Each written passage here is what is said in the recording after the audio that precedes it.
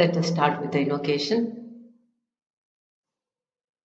To the Supreme God, the Divine Father, Divine Mother, all the great ones, Holy Gurus, Holy Masters, Holy Angels, Spiritual Helpers, Sadhguruji, Grandmaster Chowa Kuksui, and all the great Masters. We especially invoke the divine blessings of Lord Krishna, Lord Dhanvantari, for greater wisdom and healing energies, for inner guidance, help, protection, good health, happiness, progress, success, prosperity, and spirituality. With thanks and in full faith, we thank you. With the deep gratitude, respect, and love, we thank you. In full faith, we thank you. Okay, let us start today's session. Okay. ಇವತ್ತಿನ ಶ್ಲೋಕದಲ್ಲಿ ನಾವು ಏನು ಕಲಿತೀವಿ ಅಂತ ಹೇಳಿದ್ರೆ, main ಆಗಿ ನಾವು ಜೀವನದಲ್ಲಿ ಏನನ್ನೇ ಸಾಧಿಸಿದ್ರು ಕೊನೆಗೆ ಎಲ್ಲಿಗೆ ಹೋಗ್ಬೇಕು, ಯಾವುದನ್ನ ಕಂಡ್ಕೋಬೇಕು, ನಾವು ಯಾವುದನ್ನ ಕಂಡ್ಕೊಳ್ಳೋದ್ರಿಂದ ಎಲ್ಲವನ್ನೂ ಕಂಡ್ಕೊಂಡಾಗುತ್ತೋ ಅದನ್ನ ಕಂಡ್ಕೋಬೇಕು ಅಂತ ಹೇಳ್ತಾರೆ. ಅದು ಯಾವುದದು? ಕೊನೆಗೆ ಈ ಎಲ್ಲ ಆಸೆಗಳೆಲ್ಲದೂ ವೇದಗಳಿಂದ ಸಿಕ್ಕತ್ತೆ ನಮ್ಗೆ. ಇದನ್ನ ಹೀಗ್ ಮಾಡಿದ್ರೆ ಹೀಗೆ ಸಿಕ್ಕತ್ತೆ ಅಂತ ಮಾರ್ಗದರ್ಶನ ಸಿಕ್ಕತ್ತೆ. ಯಾವ್ದು ಪುರಾಣಗಳು ಇಂತಹ ಸಾಧನೆ ಮಾಡಿ ಹೀಗಾಗತ್ತೆ ಅಂತ ಹೇಳ್ತಾರೆ. ಸರಿ, ಅದಾದ್ಮೇಲೆ ಏನು? ಒಮ್ಮೆ ನಿಮ್ ಮನಸ್ಸೊಳಗಡೆ ಕೇಳಿಸ್ಕೊಳ್ಳಿ. ನೀವೇನೇನೋ ಮನ್ಸಲ್ಲಿ ಆಸೆ ಇಟ್ಕೊಂಡಿದ್ದೀರಾ. ಸರಿ, ಈ ಆಸೆ ಈಡೇರ್ತು, ಮುಂದೇನು? ಇನ್ನೊಂದು ಆಸೆ. ಇದಾಯ್ತು, ಮುಂದೇನು? ಇನ್ನೊಂದು ಆಸೆ. ಅವಿರತವಾಗಿ ಕೊನೆಯಿಲ್ಲದ ಆಸೆಗಳು. ಅದೆಲ್ಲಿಗೆ ಹೋಗಿ ತಗೊಂಡೋಗಿ ನಿಲ್ಬೇಕು? ಈ ಪ್ರಶ್ನೆ ಇಲ್ಲಿ ಬರುತ್ತೆ.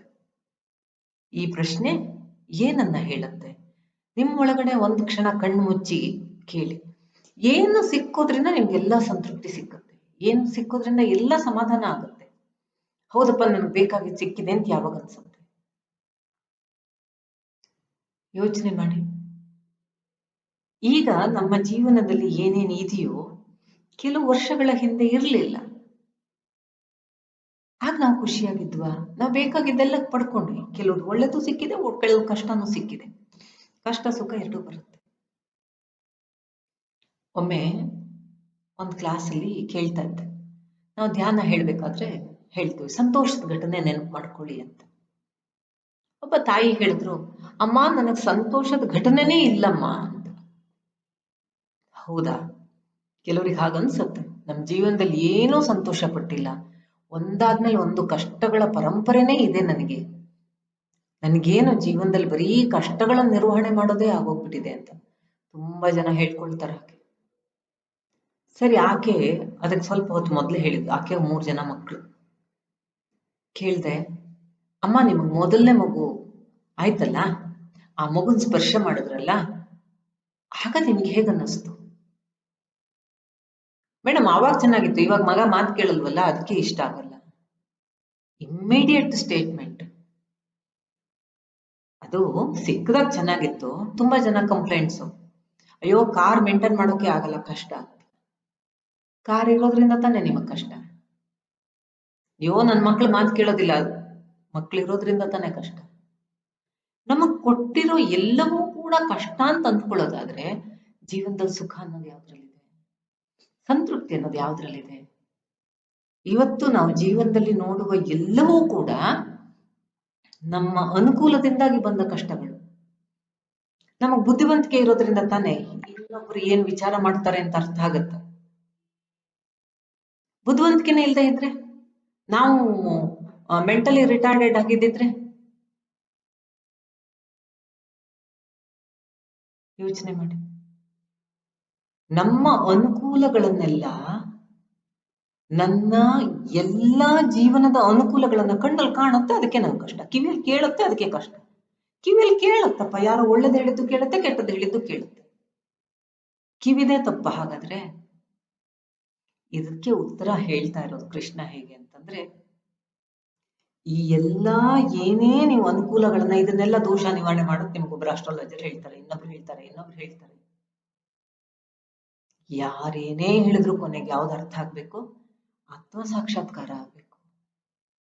ಈಗ ನಾವೆಲ್ಲ ಹೀಲಿಂಗ್ ಹೇಳ್ಕೊಡ್ತೀವಿ, ಯೋಗಿಕ್ ಹೀಲಿಂಗ್, ನಿಮ್ಗೆ ಕಷ್ಟ ಬಂತ ಪರಿಹಾರ ಆಗುತ್ತೆ, ಈ ದುಃಖ ಆಯ್ತಾ ಪರಿಹಾರ ಆಗುತ್ತೆ, ಮಕ್ಕಳು ಚೆನ್ನಾಗಿ ಓದ್ಬೇಕಾ ಓದ್ತಾರೆ. ಕೊನೆಗೆ ಎಲ್ಲಿಗೆ ಹೋಗ್ಬೇಕು? ಇದೆಲ್ಲ ಇಟ್ಕೊಂಡು ಎಲ್ಲಿಗೆ ಹೋಗ್ಬೇಕು? ನನ್ನನ್ನ ನಾನು ಅರ್ಥ ಮಾಡ್ಕೊಳ್ಬೇಕು. ಅದು ಆತ್ಮ ಸಾಕ್ಷಾತ್ಕಾರ ಆಗ್ಬೇಕು. ನಾನ್ ಯಾರು ಅಂತ ಕಂಡುಕೊಳ್ಳದೆ ಎಷ್ಟು ಸಮಸ್ಯೆಗೆ ಏನ್ ಪರಿಹಾರ ಕಂಡ್ರೂ ಉಪಯೋಗ ಇಲ್ಲ. ಒಂದಲ್ಲ ಒಂದಿನ ಮತ್ತೆ ಇನ್ನೊಂದು ದುಃಖ ಬರುತ್ತೆ, ಇನ್ನೊಂದು ಕಷ್ಟ ಬರುತ್ತೆ. ಯಾವಾಗ ನಾನೇ ಆತ್ಮ ಸ್ವರೂಪ ಅಂತ ಗೊತ್ತಾಗುತ್ತೋ ಆಗ ಎಲ್ಲದಕ್ಕೂ ಒಂದು ನಿಶ್ಚಿಂತತೆ ಬರುತ್ತೆ, ಸಂತೃಪ್ತಿ ಬರುತ್ತೆ. ಅದು ಇಲ್ಲಿ ಬರುವ ರಹಸ್ಯ. Lord Krishna says, when you are whatever your desires, one after another, how many ever desires can be fulfilled, but one more will come. Why do we need, most of the people, why do they need Vedas, why do they need Upanishads? To fulfill their desires. They use all these informations to fulfill their needs. They want to achieve much more sukhas. He says it won't stop at that level. What is important is achieve the realization of the soul. Atma Sakshatkara, Brahma Sakshatkara. Once you know that the ultimate from where we are all taking birth, through which we are getting the guidance to live our life, and after the death, where we go back. Know the source. Know that you are from where, who you are. Then life will have a contentment, fulfillment. All our anxieties will be subsided. Otherwise, it's full of anxiety management. We won't lead the life. We won't live the life. We won't witness the life. We will be managing the life with full of anxiety. It is not the way to live. That is what here Krishna says to Arjuna. So Atma Sakshatkara is ultimate.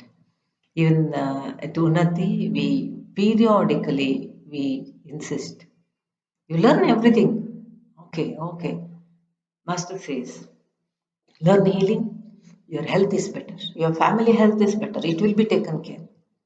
Learn Kriya Shakti, you know how to make money better, how to sustain your family, required prosperity, everything is taken. Kriya Shakti is done. Okay, you have so much of money, so much of good health. Then what is next? That is the time we talk about Arhatic Yoga. Arhatic Yoga is the path which helps us to realize the purpose of life, the roots of our life. We have to again and again go back, especially meditation on the soul. Every time when you meditate, Master has trained us so well. If you meditate, it will help you to let go. When you let go, where will you go? Whether you recognize it or not, you go back to your source and come back. Every meditation is helping you to become aware of your ultimate source.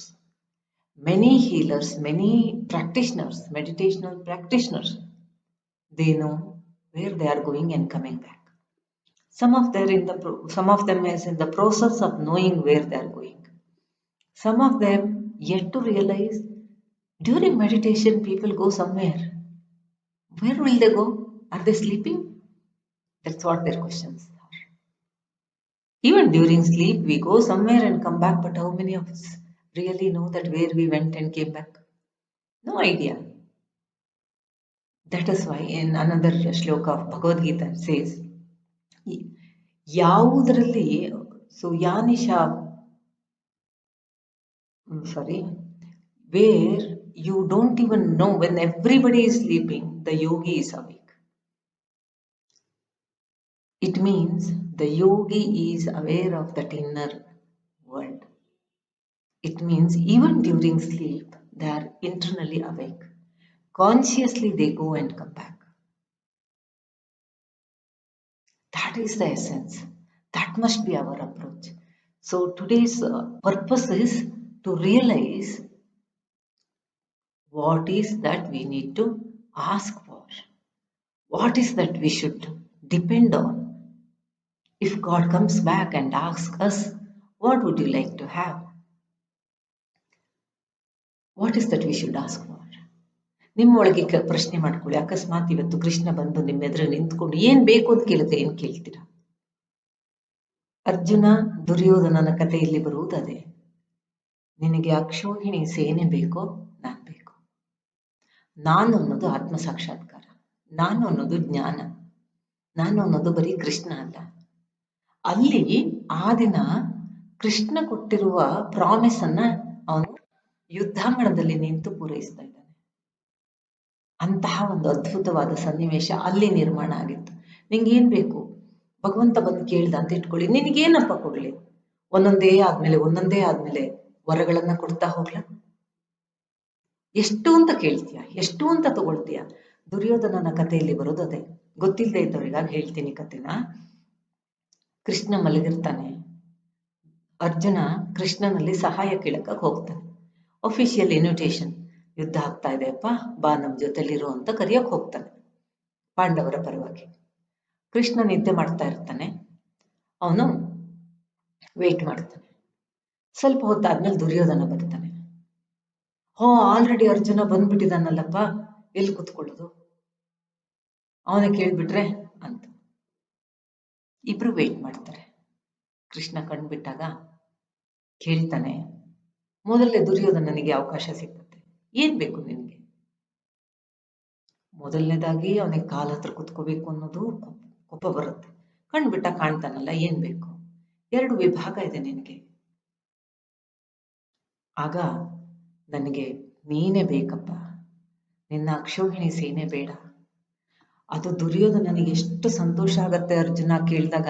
ಎಂಥ ಮೂರ್ಖ ಇವನು, ಇಷ್ಟು ದೊಡ್ಡ ಸಂಪತ್ತನ್ನ ಬಿಟ್ಬಿಟ್ಟು ನೀನ್ ಬೇಕು ಅಂತ ಕೇಳ್ತೀನಲ್ಲ ಅಂತ ಅರ್ಜುನನ ಬಗ್ಗೆ ದುರ್ಯೋಧನನೇ ನಗು ಬರುತ್ತೆ. ಈಗ ನಾವೆಲ್ಲರೂ ದುರ್ಯೋಧನಂತರ ದೇವ್ರ ಹತ್ರ ದಿನಾ ಒಂದೊಂದು ವರ ಕೇಳೋ ಬದಲು ನೀನೇ ಬೇಕಪ್ಪ, ನಿನ್ನ consciousness, that ultimate realisation is required ಅಂತ ಒಂದು ಸಲ ನಾವು ಪ್ರೇಯರ್ ಮಾಡ್ಬೇಕಾಗುತ್ತೆ. ಆಗ ನಮ್ಗದ್ರ ಅನುಭವ ಬರುತ್ತೆ. ಎಲ್ಲ ಶಾಸ್ತ್ರ ಗ್ರಂಥಗಳು ಏನ್ ಹೇಳುತ್ತೆ ಅಂದ್ರೆ, ನೀನೇ ಕೊನೆಗೆ ಒಂದು ದಿನ ಈಶ್ವರತ್ವ ಆಗ್ಬೇಕು. ಅಲ್ಲಿವರೆಗೂ ಈ ಜನ್ಮ ಮೃತ್ಯುಗಳು, ಜನನ ಮರಣಗಳು ನಡೀತಾನೆ ಇರುತ್ತೆ. ಅದಕ್ಕೆ ಎಷ್ಟು? ಕೆಲವರು ಇನ್ನೊಂದು 1000 ಜನ್ಮಗಳನ್ನು ತಗೊಳ್ಬಹುದು, ಕೆಲವರು ಇನ್ನೊಂದು 500 ತಗೋಬಹುದು, ಕೆಲವರು 150, ಹೀಗೆ ಅವರವರ ಪರಿಶ್ರಮಕ್ಕೆ ತಕ್ಕ ಹಾಗೆ. ಯಾವಾಗ ನಮ್ಮಲ್ಲಿ ನನಗೆ ಕೃಷ್ಣ ನಿನ್ನ ಸೇನೆ ಅಲ್ಲ, ನೀನ್ ಬೇಕು ಅನ್ನೋ ಸ್ಪಷ್ಟತೆ ಬರುತ್ತೋ, ಅಲ್ಲಿಗೆ ಆ ಜನ್ಮಗಳ ನಂಬರ್ಸ್ ಕಮ್ಮಿ ಆಗುತ್ತೆ. ಅಷ್ಟೊಂದು ಬೇಕಾಗಿಲ್ಲ, ನೀನ್ ಸಿಕ್ಕಿದ್ರೆ ಸಾಕು, ಎಲ್ಲವೂ ಸಿಕ್ಕದಾಗ ಆಗತ್ತೆ ಅಂತ ಅನ್ನಿಸ್ದಾಗ ಆ ಜನ್ಮಗಳ ಸಂಖ್ಯೆ ಕಮ್ಮಿ ಆಗುತ್ತೆ. ಅದಕ್ಕಾಗಿ ನಮ್ಮ ಪ್ರಯತ್ನ ಇರಬೇಕು. ಇದಿಷ್ಟನ್ನ ಅರ್ಥ ಮಾಡಿಕೊಂಡಾಗ ನಮಗೆ ಈ ದಿನದ ಶ್ಲೋಕಗಳ ಅರ್ಥದ ಬಗ್ಗೆ ಸ್ಪಷ್ಟತೆ ಬರುತ್ತೆ. ಬಹುಶಃ ಮೀನ್ ಅವರಿಗೆ ಬೇರೆ ಅನಾನುಕೂಲ ಆಗಿದ್ರಿಂದ ನಿಧಾನಕ್ಕಾಗಿ ಬಂದ್ರು ಅಂತ ಕಾಣುತ್ತೆ. ಸೊ ತ್ರೈಗುಣ್ಯ ವಿಷಯ ವೇದ ನಿಸ್ತ್ರೈಗುಣ್ಯೋ ಭವಾರ್ಜುನ ಅನ್ನೋದನ್ನ ಮುಂದಿನ ವಾರಕ್ಕೆ ತಗೊಳ್ಳೋಣ. ಈಗ ಇವತ್ತಿನ 2 ಶ್ಲೋಕ ಮುಗಿಸ್ಬಿಟ್ಟು ನಮ್ಮ ಸಾಧನೆಯ ಮಾರ್ಗಕ್ಕೆ ಹೋಗೋ ಸಮಯ ಆಗಿದೆ ಅಂತ ಅನ್ಕೋತೀನಿ. ಇಲ್ಲ, ಇನ್ನೊಂದು 5 ನಿಮಿಷ ಇದೆ. 17 ಆಗಿದೆ. ಮತ್ತೆ ಯಾರಿಗಾದ್ರೂ ಏನಾದ್ರು ಪ್ರಶ್ನೆ ಇದ್ರೆ ಕೇಳ್ಬೋದು. ಈ 2 ಸಾರಾಂಶ ಇಷ್ಟೇನೆ. ಏನನ್ನು ನೀವು ಕೇಳಿದ್ರು ಈ ವಿಶ್ವ ನಿಮಗೆ ಕೊಡುತ್ತೆ, ಇದು ಸತ್ಯ. ಈ ಜಗತ್ತಿನಲ್ಲಿ ನೀವು ಏನನ್ನೇ ತಪಸ್ ಮಾಡಿ ನಿಮಗೆ ಸಿಕ್ಕತ್ತೆ, ಯಾವುದ್ರ ಮೇಲಾದ್ರೂ ತಪಸ್ ಮಾಡಿ ಸಿಕ್ಕತ್ತೆ. ಆದ್ರೆ ಯಾವುದ್ರ ಮೇಲೆ ತಪಸ್ ಮಾಡ್ಬೇಕು ಅನ್ನೋದು ಗೊತ್ತಿರ್ಬೇಕು. ಆಗ ಮಾತ್ರ ಅದನ್ನ ಸರಿಯಾಗಿ ಅರ್ಥ ಮಾಡ್ಕೊಂಡು ತಡ್ಕೊಳ್ಳೋಕೆ ಸಾಧ್ಯ ಆಗತ್ತೆ. ಅದು ಒಂದು ವಿದ್ಯೆ, ಅದು ಒಂದು ಜ್ಞಾನ. ಬೇಕಾಗಿದ್ದನ್ನ ಪಡ್ಕೊಳ್ಳುವಂತಹ ದಾರಿ ಗೊತ್ತಿರಬೇಕು, ಏನ್ ಕೇಳ್ಬೇಕು ಅನ್ನೋದು ಗೊತ್ತಿರ್ಬೇಕು. ಭಗವಂತನಲ್ಲಿ ಏನ್ ಕೇಳ್ಬೇಕು ಅಂತ ಗೊತ್ತಿದ್ರೆ ಆಗ ದಾರಿ ಸರಾಗಾಗುತ್ತೆ. ಯಾರಿಗಾದ್ರೂ ಏನಾದ್ರು ಪ್ರಶ್ನೆ ಇದ್ರೆ ಕೇಳ್ಬೋದು.